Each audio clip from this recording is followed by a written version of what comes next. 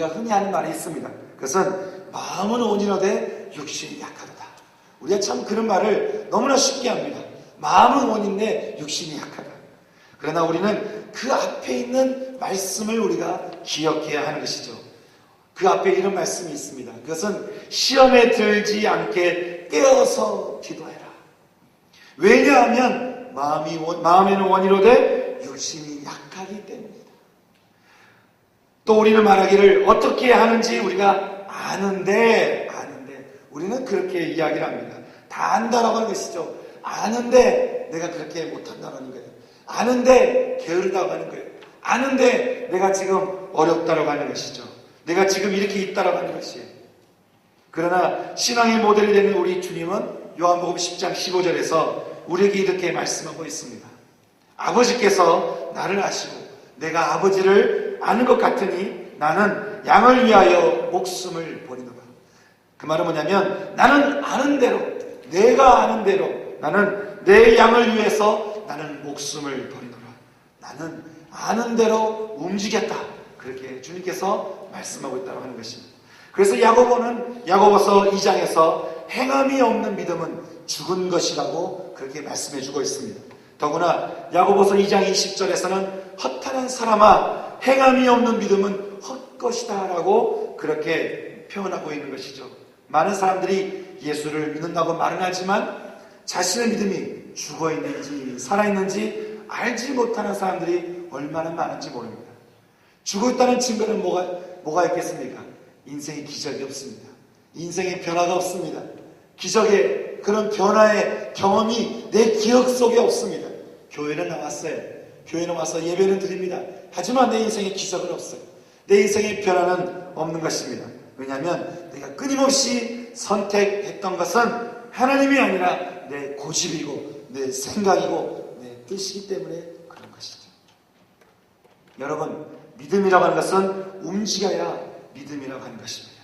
아무리 좋은 차를 타면 못하겠습니까? 그 차에 시동을 걸고 발로 밟고 그렇게 해야 차가 굴러가야 참 되는 것처럼 그렇게 믿음도 역시 우리가 말로만 믿습니다. 나 교회 다닙니다. 나 예배당 갑니다. 말로만 우리가 한다고 해서 되는 것은 아니라고 하는 것입니다. 믿음은 행동으로 한다고 하는 것이에요. 그래서 우리가 믿음은 행동으로 자 우리 기도합시다. 기도하는 거예요. 주님께 나아가서 우리가 마음을 내려놓고 주님께 좀 의지합시다. 여러분의 인생을 여러분이 의지하는 것보다 하나님을 의지하면서 살아가는 인생이 더 낫지 않겠습니까? 주님께 여러분의 인생을 의지하십시다. 라고 하면 주님께 내 인생을 의지하는 것입니다. 그렇게 우리가 믿음을 우리가 말로만 하는 것이 아니라 행동을 하는 것이 얼마나 중요한지 모르겠습니다. 그래서 믿음은 귀를 열고요. 영혼이 하는 이야기를 듣는 것입니다. 그리고 믿음은 입술로서 그 영혼의 생명을 넣어주는 것. 이것이 바로 믿음이라고 하는 것입니다. 또 믿음은 이제 손으로 그 영혼을 붙잡아주며 믿음은 발로 그 영혼과 함께 생명 가운데로 함께 나아가는 것이죠. 한 주간 살아오면서 여러분은 여러분의 입술과 여러분의 귀와 여러분의 손과 발은 무엇을 위해서 행동하셨습니까? 한 주간 열심히 여러분의 마음과 신체가 함께 어우러져서 그분의 뜻을 위해서 움직였다면 여러분은 한 주간 살아있는 믿음 생활을 그렇게 생활했을 것입니다. 그래서 누군가 그래 너 교회 왜 가냐 물어보면 교회 이래서 교회가 예수 왜 믿니? 예수 왜 안 믿어? 예수 믿는 게 얼마나 좋은데. 그래서 예수 믿으면 내 삶에 이런 일도 있고 저런 일도 있고 예수 믿는 게 얼마나 좋은데 너도 예수 믿어 라고 우리는 말할 수밖에 없다라고 하는 것이죠. 만약에 이 소경된 자가 예수님의 말씀을 듣지 않고 발로 그곳으로 걸어가서 손으로 눈을 씻지 않았다고 한다면 어떻게 그런 기적이 일어났겠습니까? 여러분, 순종이 기적을 낳는 줄 믿으시기 바랍니다. 여러분 안에 어떤 말씀이 내게 들려지든 어떤 말씀을 내가 듣든 그 말씀을 따라서 순종할 수 있는 여러분 되기를 소망합니다. 그래서 우리는 신앙생활을 할 때 우리에게 너무나 중요한 것은 순종이라고 하는 것이에요. 그 옛날 자신의 생각과 고집으로 하나님을 섬기려던 사울에게 사무엘 선지자가 이렇게 말을 했습니다. 왕이여, 하나님께서는 번제와 다른 제사를 그 목소리에 순종하는 것을 좋아하신 같이 좋아하는 줄 아십니까? 순종이 제사보다 낫고 듣는 것이 수양의 기름보다 낫습니다. 당신은 순종을 하지 않았기 때문에 당신의 왕권은 이제부터 사라지게 되었습니다. 주님께서 주시는 축복의 그 선물은 순종에서부터 시작되었다라고 하는 것입니다. 하나님은 순종하는 자에게 기적을 베풀어 주십니다. 저는 여러분의 행동에 말씀에 순종하는 그런 여러분 행동되기를 진심으로 소원합니다. 우리는 주변에서 삶의 기적이 일어나는 사람들을 많이 보게 됩니다. 그런데 그들 모두가 다 하나님의 영광을 드러내느냐? 그것은 아닌 것 같아요. 예수를 믿고 나서 많은 기적들을 경험합니다. 예수를 믿고 나서 여러분도 그랬을 거예요. 여러분도 예수 믿고 나서 이런 경험 저런 경험을 하면서 야, 예수 믿은 다음에 예수 믿는 기적이 바로 이런 거구나. 내 삶의 변화가 일어나는 거예요. 분명히 이때쯤 내가 넘어져야 돼요. 분명히 이때쯤 내가 쓰러져야 돼요. 절망해야 돼요. 그런데 내가 절망하지 않는 거예요. 쓰러지지 않는 거예요. 내가 일어서는 것입니다. 내 삶에 기적이 일어난다고 하는 것이죠. 그런데 이렇게 참 기적이 일어나는 것을 보면서요, 어떤 사람들은 자신의 그렇게 일어난 일들에 대해서 좀 부끄러워하는 사람이 있습니다. 그래서 누가 알기를 별로 원하지 않아요. 어떤 사람은 자신에게 일어난 일을 이야기하는 것은 자랑이라고 생각하고는 이렇게 내게서 일어난 일들에 대해서 이야기하는 것은 옳지 못하다라고 그렇게 생각합니다.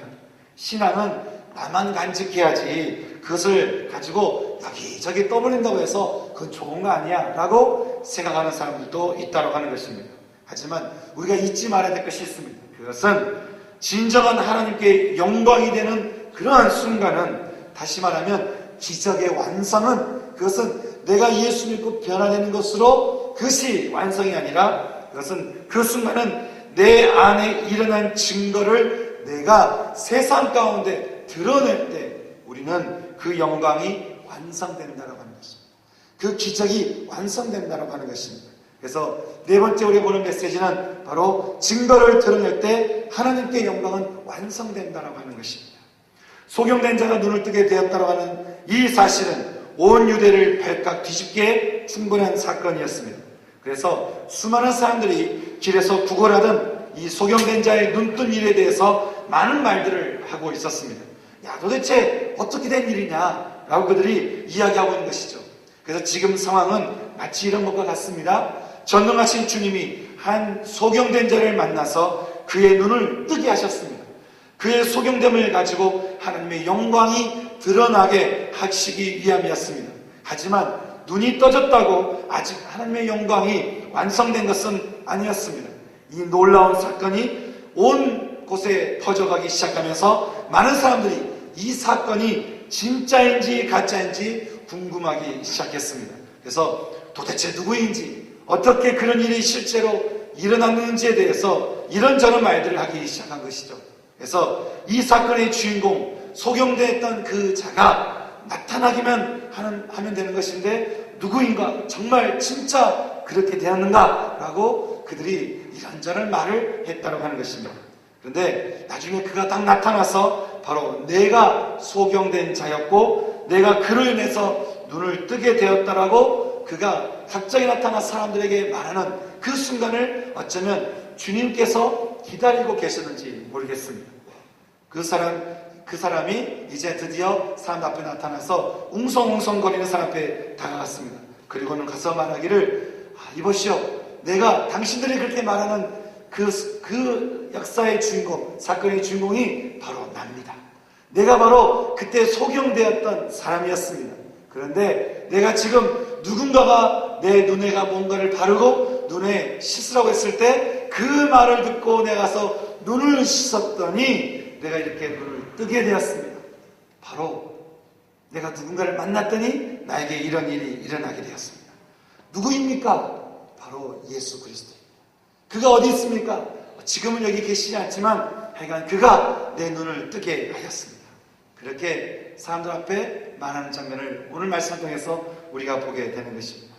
소경된 자는 자신의 모든 기적이 오직 한 사람에 의해서 일어나게 되었다는 것을 많은 사람들 앞에 그렇게 증거하고 있었다라고 하는 것이죠.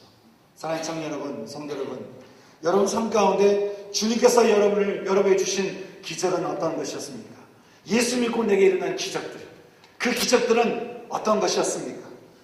많은 사람들이 그 기적들을 이렇게 간직하고 있습니다. 간직하고 있습니다. 간직하고 있습니다. 그것을 말해주지 않습니다. 세상에 전하지 않습니다.